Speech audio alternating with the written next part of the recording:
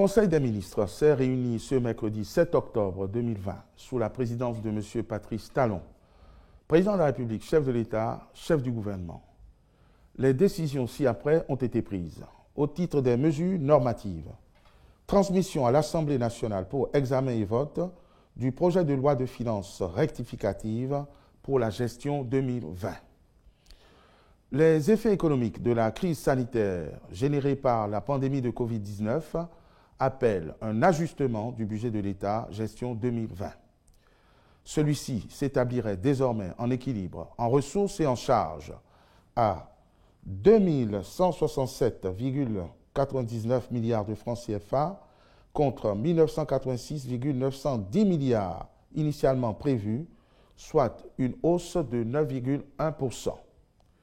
L'augmentation s'explique par la prise en compte au budget de l'État des dépenses d'urgence sanitaire, des transferts monétaires en soutien aux citoyens, aux entreprises, aux artisans et aux ménages, de même que par des mesures de facilitation d'accès au crédit d'une part et la mise aux normes des équipements et installations sanitaires d'autre part. Il convient de signaler que ce projet de loi de finances rectificative prend en compte les diverses contributions reçues des donateurs et des partenaires techniques et financiers de notre pays dans le cadre de la mise en œuvre du plan de riposte national contre la COVID-19. Il postule, dans un scénario prudentiel, un taux de croissance révisé du PIB de l'ordre de 2,3% à la fin de l'année 2020. Transmission à l'Assemblée nationale pour examen et vote du projet de loi de finances pour la gestion 2021. Le projet de loi de finances pour la gestion 2021 est principalement porté par le double défi de renforcer la résilience de l'économie nationale et sa relance face aux chocs exogènes, ainsi que la consolidation budgétaire et le renforcement du modèle social en cours de construction. Ce, en tenant compte de son ouverture aux mesures d'atténuation des implications de la pandémie de Covid-19 sur le social. Il s'équilibre en ressources et en charges à la somme 2 452,192 milliards de francs CFA et projette un taux de croissance de 6% du PIB. Au nombre des mesures incitatives y contenues, en dehors de celles purement sociales qui ont été reconduites, figure l'exonération des droits et taxes de douane et de la taxe sur la valeur ajoutée TVA sur les véhicules neufs à 4 roues importés, fabriqués ou vendus à l'état neuf et destinés à la mise en place de flottes de taxis dans les grandes villes. Les récipients pour gaz comprimé ou liquéfié en fonte, fer ou acier et les accessoires pour gaz domestique importés, fabriqués ou vendus au Bénin.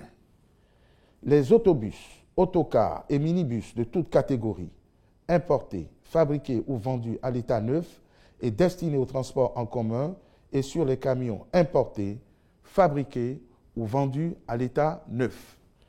Les motos électroniques et hybrides. En outre, le projet de loi de finances pour la gestion 2021 prévoit des mesures incitatives de promotion des petites et moyennes entreprises et la création d'emplois. Il s'agit de l'exonération de la patente et de la taxe professionnelle synthétique TPS sur les 12 premiers mois d'activité des entreprises nouvelles. La suppression de l'obligation de demande préalable de validation des acomptes sur impôts assis sur les bénéfices AIB. L'exonération des rémunérations de stage de l'impôt sur le revenu des personnes physiques et du versement patronal sur salaire. L'institution des règles de traitement de la TVA en matière de vente annulée ou impayée. La suspension de la retenue à la source de la TVA pour certaines entreprises en situation créditrice justifiée. Les différents ministres prendront part aux discussions devant la représentation nationale en vue du vote de ce budget. Adoption des décrets relatifs à la gestion budgétaire en mode programme. Au titre des réformes engagées par notre pays pour favoriser le renforcement du cadrage macroéconomique, il y a lieu de citer l'amélioration de la planification stratégique et de la programmation budgétaire. Y figure, entre autres, la réforme des marchés publics ainsi que l'informatisation des chaînes budgétaires et comptables. Dans la même dynamique, sur ces deux plans, la déconcentration du pouvoir d'ordonnateur dévolu au ministre chargé des Finances a été prescrite pour responsabiliser davantage les nouveaux directeurs de la planification, de l'administration et des finances. Par ailleurs, la réforme intègre des cadres de dépenses sectorielles à moyen terme qui traduisent l'orientation budgétaire telle que définie au plan national vers le niveau ministériel. En somme, avec l'entrée en vigueur de la loi organique relative aux lois de finances, de nouveaux acteurs sont impliqués dans la gestion budgétaire. Des règles, principes et outils de gestion novateurs sont subséquemment établis. De ce fait, il s'avère indispensable d'actualiser le décret concernant le calendrier relatif à la préparation du budget de l'État, la procédure de son exécution, la définition des attributions ainsi que des conditions de nomination du responsable de programme. Ces mesures sont mises en œuvre dans la perspective du basculement intégral de la gestion publique en mode programme prévu pour le 1er janvier 2021. Le Conseil a donc adopté les décrets s'y rapportant et instruit le ministre de l'Économie et des Finances à l'effet d'en assurer la vulgarisation appropriée et l'application adéquate. Adoption du décret portant attribution, organisation et fonctionnement de l'organe de contrôle des prestataires de services de confiance numérique en République du Bénin.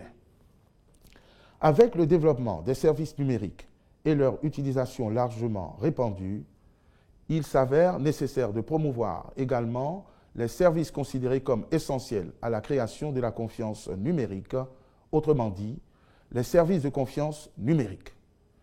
Le Code du numérique a prévu la mise en place d'un organe de contrôle dont la mission est de créer les conditions équitables pour tous les prestataires de services de confiance numérique et de renforcer la confiance des consommateurs lors de l'usage des outils, écrits et transactions électroniques.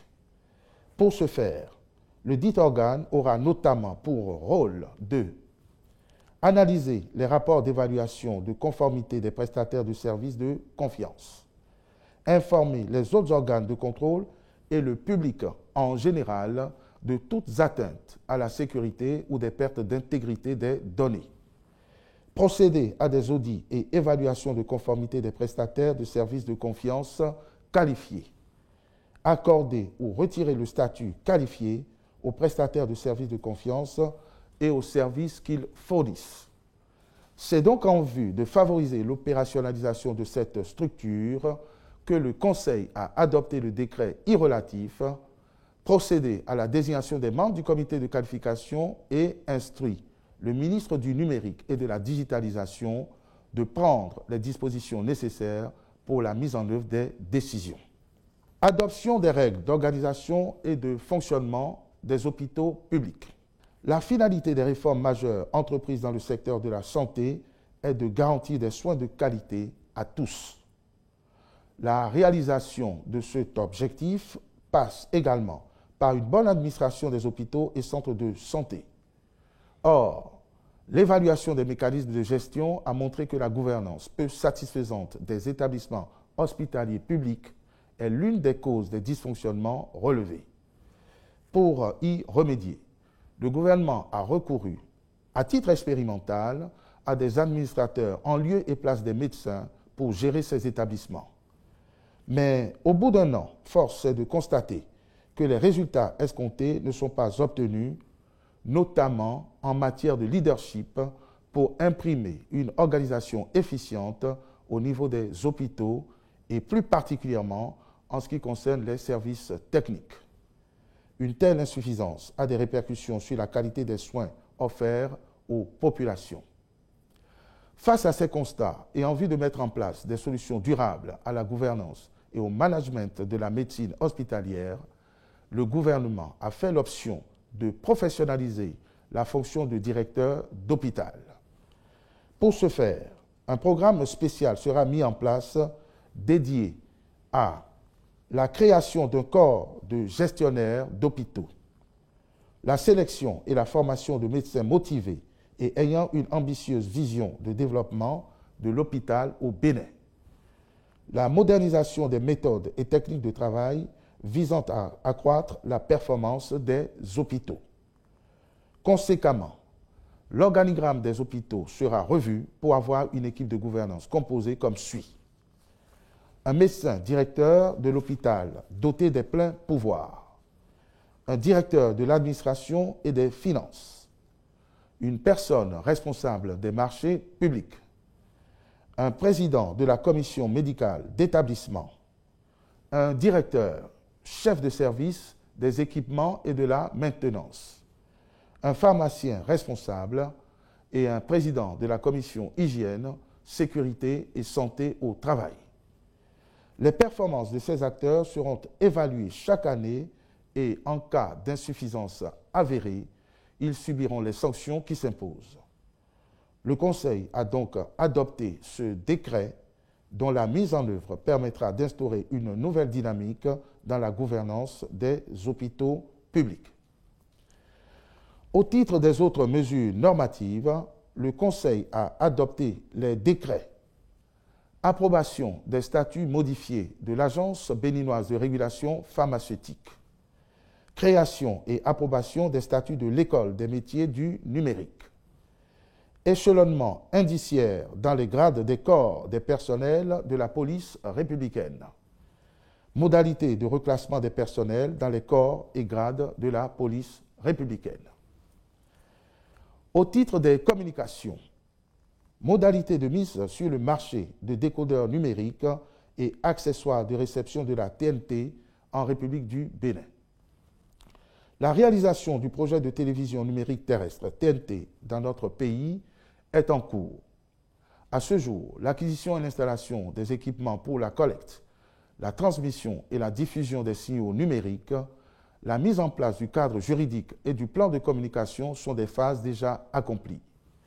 Pour concrétiser la volonté du gouvernement d'offrir la TNT à toute la population béninoise, il convient de retenir la formule appropriée pour l'accès aux décodeurs numériques en vue d'une réception adéquate des programmes.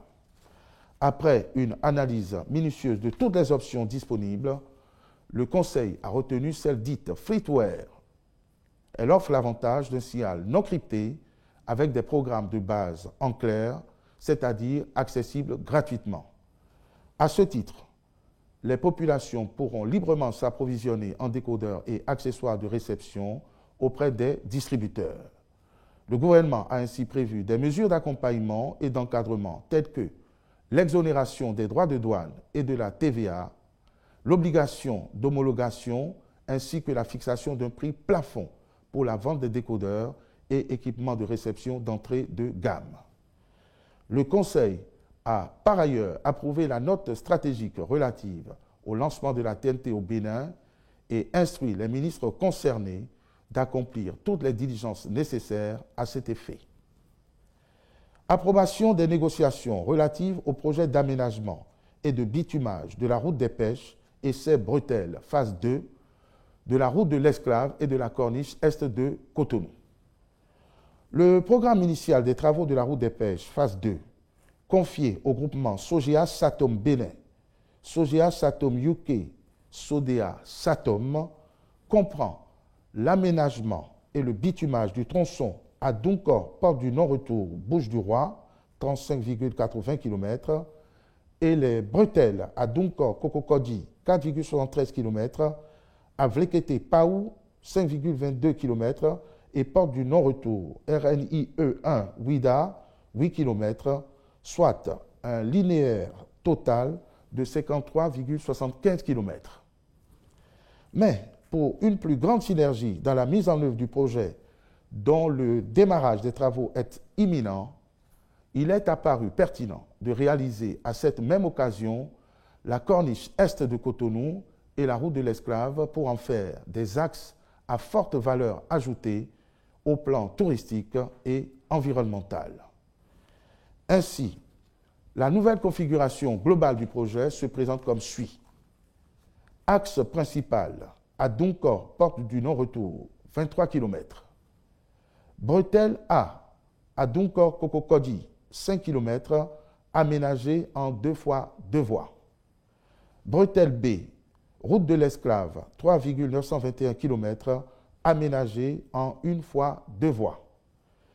Bretelle C, porte du non-retour, Bouches-du-Roi, 2,38 km, aménagé en 1 fois 2 voies. Corniche est de Cotonou, 2,205 km, aménagé en 1 fois 2 voies. Le Conseil a marqué son accord pour ces aménagements qui sont sans incidence financière. Contractualisation pour la fourniture et l'installation de générateurs de dialyse, d'appareils d'hémofiltration et d'unités de traitement d'eau au profit de certains hôpitaux. L'acquisition de ces équipements participe de la volonté du gouvernement d'augmenter les capacités de nos centres dédiés pour assurer une meilleure prise en charge à un plus grand nombre de patients.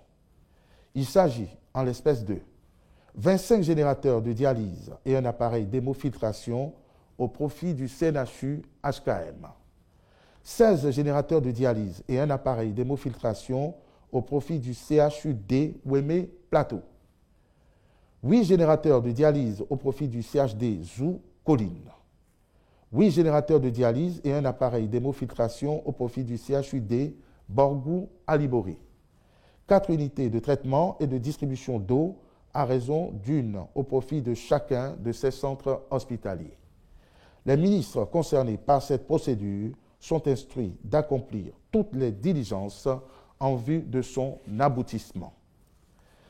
Au titre des rencontres et manifestations internationales, le Conseil a autorisé l'organisation à Cotonou du 9 au 11 décembre 2020 d'un colloque international sur la responsabilité civile et pénale des exécutifs devant les juridictions nationales en Afrique noire francophone. Au titre des mesures individuelles, les nominations ci-après ont été prononcées. Au ministère des Affaires étrangères et de la coopération, ambassadeur extraordinaire et plénipotentiaire du Bénin près la République de Cuba, M. Boniface Villon. Au ministère des Affaires sociales et de la microfinance, directeur adjoint de cabinet, M. Yessoufou A. Yolou Bamissor. Directeur de la programmation et de la prospective, M. Boni Moïse Ilaye. Je vous remercie.